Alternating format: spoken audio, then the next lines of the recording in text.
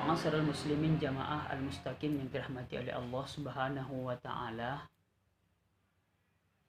Dalam kesempatan ini kembali kita mengkaji tentang kajian Islam, yaitu terkait tentang pengertian zakat. Kemudian kemarin juga sudah kita bahas tentang hukum zakat. Kemudian saya hari ini akan membicarakan tentang yang namanya zakat di Indonesia.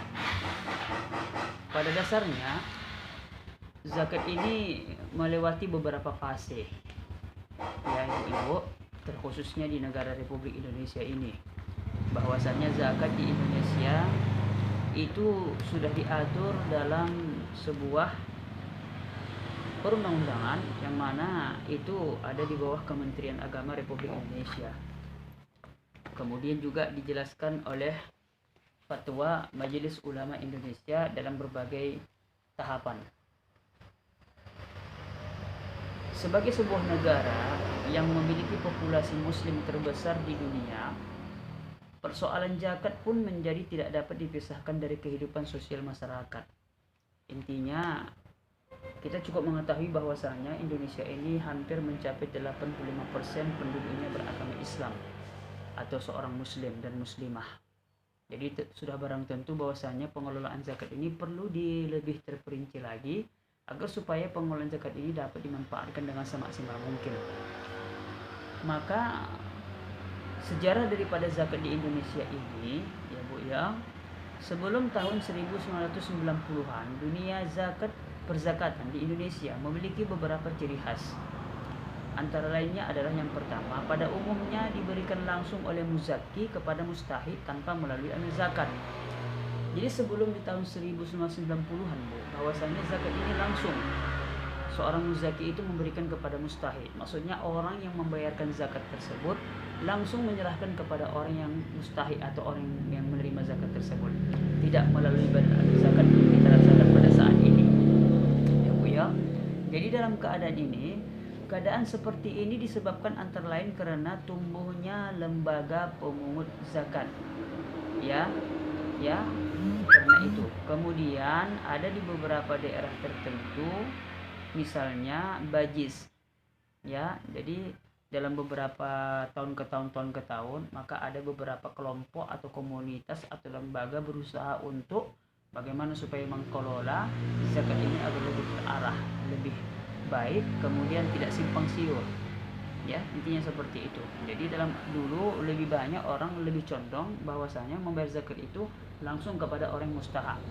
Itu ketika di era tahun 1990-an sebelum itu.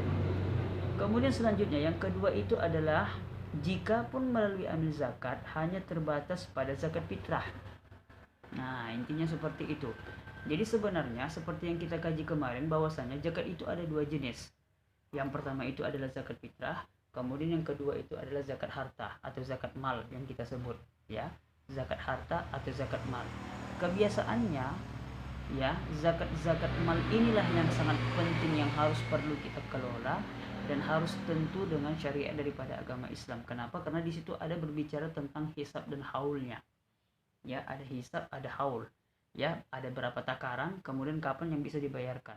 Kalau zakat fitrah, ya, kita hanya sekedar memberikan zakat apa yang kita makan itu yang kita zakatkan. Contohnya misalkan kita makan beras.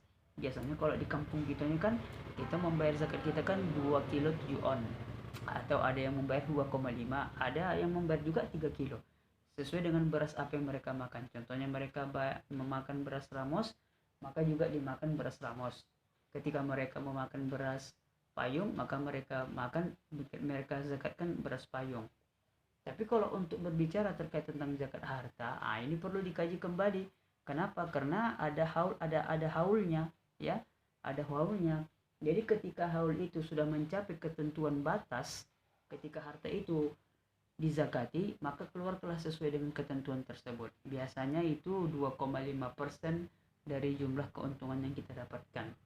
Jadi perlu ada pengelolaannya itu agar supaya hasil dari zakat tersebut dapat bermanfaat dan dapat dirasakan oleh masyarakat, khususnya bagi orang-orang yang tergabung di dalam 8 asnaf atau yang ditentukan oleh Allah Subhanahu wa taala. Kemudian selanjutnya yang ketiga adalah zakat yang diberikan pada umumnya bersifat konsumtif untuk keperluan sesaat. Contohnya misalkan pada saat itu amil zakat bertugas menerima dan membagi zakat. Zakat belum bersifat mengelola sehingga tidak terlalu dibutuhkan tuntutan profesional. Maka amil hanyalah menjadi profesi sambilan. Keadaan seperti ini didukung oleh cara pandang masyarakat ketika itu yang umumnya bersifat konsumtif. Jadi istilahnya dalam arti kata zakat ketika itu tidak pada begitu bermanfaat menurut pemikiran mereka. Padahal sebenarnya banyak sekali manfaat apabila zakat ini dikelola dengan sebaik mungkin. Itu harapan kita. Kemudian yang terakhir adalah yang keempat, ya, harta objek zakat hanya terbatas. Ya, contohnya misalkan objek zakat ketika itu terbatas pada harta-harta yang eksplisit yang dibukukan secara rinci dalam Al-Quran maupun hadis Nabi. Contohnya misalkan yaitu emas, perak, kemudian pertanian, kemudian menghasilkan makanan pokok. Ya, jadi intinya dalam arti kata, ya, bahwasanya dalam tata cara pengelolaan zakat, ya, itu sekarang sudah lebih banyak, lebih berkembang, ya, lebih profesional. Apalagi sekarang ada namanya zakat profesi. Ini juga merupakan pengembangan daripada, ya, zakat yang ada di Indonesia. Dan ini perlu kita ketahui dan perlu diinformasikan kepada seluruh jamaah yang dirahmati oleh Allah Subhanahu wa taala, bahwasanya ketika sampai hisab dan haul tersebut, maka laksanakanlah apa yang Allah perintahkan kepada kita, yaitu aqimus shalah wa atuz zakat. Laksanakanlah sholat dan bayarlah zakatmu sesuai dengan ketentuan-ketentuan daripada syariat agama Islam. Ketika zakat fitrah kapan kita laksanakan? Kita laksanakan ketika di bulan suci Ramadan. Maka kita bayarkanlah apa yang kita makan itu. Kalau bisanya harapan kita pulangnya 3 kilo lah kita kasih, jangan di bawah 3 kilo. Ya, batasannya memang 2 kilo 7 on. Begitulah kalau untuk ideal kampung kita. Tapi kalau takut nanti kita istilahnya zakat kita itu nanti tak menjadi zakat, istilahnya bisa berubah menjadi sedekah, entah kurang nanti takaran itu, maka kalau bisa lebih keras sedikit, anggaplah lebih itu sebagai sedekah kita kepada orang-orang yang membutuhkan. Ya Bu ya, jadi saya berharap ya zakat di Indonesia ini, begitulah beberapa sejarah flashback kembali kita ke belakang, bahwasanya pada ketika itu sebelum di tahun 1090-an zakat itu hanya sebatas keperluan hanya semata saja. Kemudian lebih banyak orang menyerahkan zakat itu langsung diserahkan kepada yang bersangkutan, tidak diserahkan kepada amil. Kenapa kita tawarkan bahwasannya zakat ini diserahkan kepada amil? Agar supaya lebih terarah, lebih bermanfaat, kemudian sama rata. Intinya seperti itu, jangan ada dapat, ada yang tak dapat. Takutnya kan begitu, karena istilahnya di situ misalkan ada 10 orang miskin di situ kan. Kalau seandainya kita berikan kepada amil zakat, tentu dibagi rata. Tapi kalau misalkan kita bagi secara langsung, ya antara kita lah, suku sama suku. Kalau memang suka sama dia, kita kasih. Kalau tak suka, tidak. Jadi jangan seperti itu. Saya berharap mudah-mudahan ya sejarah daripada zakat di Indonesia ini bermanfaat untuk kita semua.